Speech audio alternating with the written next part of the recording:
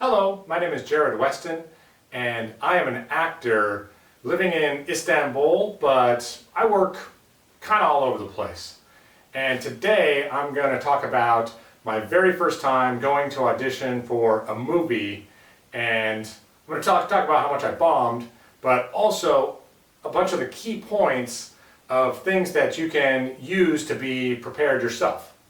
And now, my situation, my story is a little bit unique in that this was about a year ago. At that point, I did not know that I was going to be an actor. About a week before I got asked to do this audition, I was an extra in a movie called Turkish Ice Cream. And the agents then asked me to come back and do an audition for a speaking role. And I was like, yeah, that sounds cool. I want to be in a movie, right?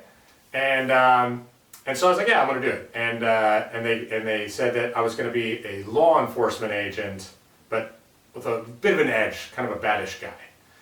And now, what I did was I got myself sort of kind of, tough guyish prepared. But what I failed to realize is that maybe I should also have an Australian accent. And I should have known this because I had already been at the movie set. Now, it was shot in Turkey, but the era was World War I Australia.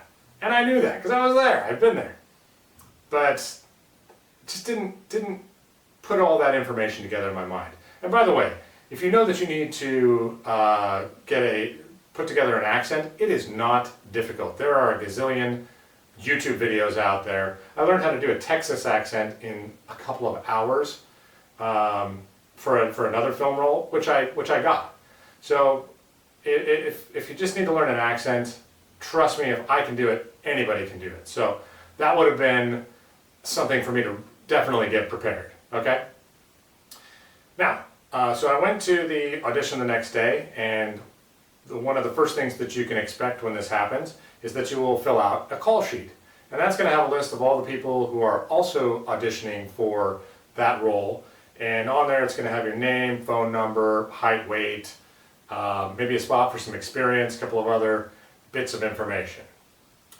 And then they're just going to call people to go into the room. Now before that, if they want you to memorize something, they're going to hand you a piece of a script. It's not going to be the whole movie script, but it'll be a little piece of it, and that's what you're going to need to memorize. And I was not ready for that. I, in my infinite imagination, assumed that I would either read it off of the piece of paper, or there might be a teleprompter. But no, they're like, no, you need to do this off script. And I don't know how to memorize lines. In any business presentation I've done, and I've done a lot of them, I just have an outline or a PowerPoint and I improvise, like this YouTube channel, right? And but in this case, and by the way, I have since then learned how to memorize script pretty quickly, and I'll post a link for that video in the description as well. But in this case, I am just basically staring at a piece of paper, hoping that somehow the osmosis gets into me. And so for a long time, I'm like, I think I got it, right? And again, I was a little arrogant about the whole thing anyway. So I'm like, all right, I'm going to go do this. And I go into the audition. And the rooms for auditions generally look almost always about the same. Okay, there's a camera, and then there's usually a person that's helping give direction behind the camera, and then they have you stand in front of a wall or a piece of cloth or something like that that's going to be a neutral color, and then they're going to shoot it. And what that'll be is they'll have you do an introduction, and that'll be similar to the call sheet. So it'll be your name, age, height, weight. Sometimes they'll have you give a description of some of the work that you've done, and then you also need to have prepared some emotions that you can jump into very quickly, because they're going to say oftentimes, be happy, be excited, be angry, be surprised. and they're going to have you scroll through these, and they're going to have you do it quickly, okay?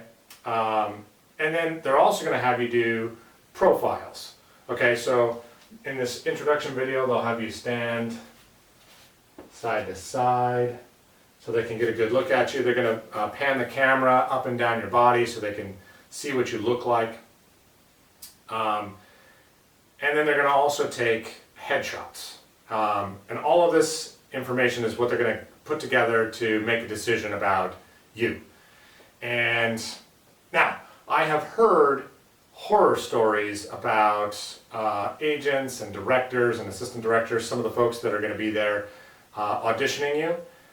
But that is, in my experience, that is not true at all. I have found everybody to be very encouraging. And the reason why is because if it's the director that you're auditioning in front of, that person really wants you to get the part. They want you to nail it because they want the right person that matches their vision of what they're looking for. If it's the agent, they want to get paid. You know, they want you to get the part because that's how they earn money. You know, they want to put as much, they want to show the director or the decision maker as much high-level talent as they possibly can, because that makes them look great. It makes them look like, hey, look at all these people that we have and use this in the future.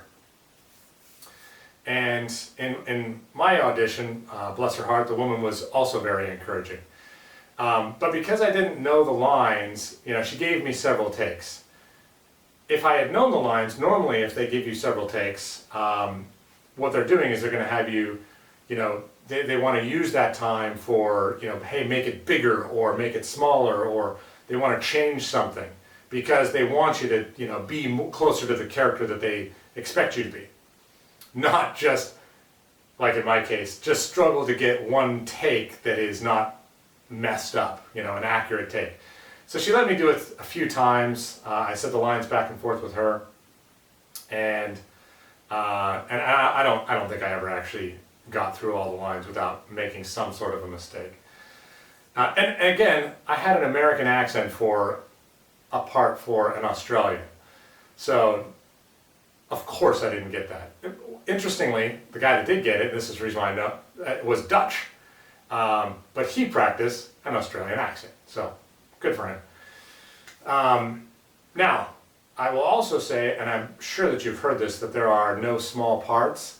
Well, there are also no small auditions. So you got to go into every single one of them believing that you're going to have success, that you're going to learn something, that time is important, because it is. And I'm a perfect example of that, because they took that information that they saw in me and they still called me. They called me back to be a henchman. Now, they weren't going to let me talk in the movie, but I got to stand behind the guy that was talking, and because I had been a little bit prepared, you know, I was sort of like a tough guy, and you never know what is going to open up doors for you. So little did I know that one opportunity was going to 6 months later lead me into an acting career. So always be, if I can't say anything enough in this video, that is to always be ready. Now, the last thing to know about doing an audition is that if you do not get the part, they don't tell you. So you're just never going to hear anything ever. And I guess the only way, really way that you know that you didn't get it is when you see the movie coming out. And you're like, well, I guess I didn't get that part. But that can be very frustrating. So from an emotional standpoint, you need to be ready, not for rejection, but worse yet, to not hear anything. You're not going to get any feedback. It's just silence. Or you get the call that says that, hey, we need you to come in again, or you got the part. So this is one of the stories on my personal acting journey. Hopefully we'll find lots of stories to tell on our course to superstardom. So please take a moment, watch more of these videos, click subscribe, and I look forward to seeing your comments, hearing your stories, and talking.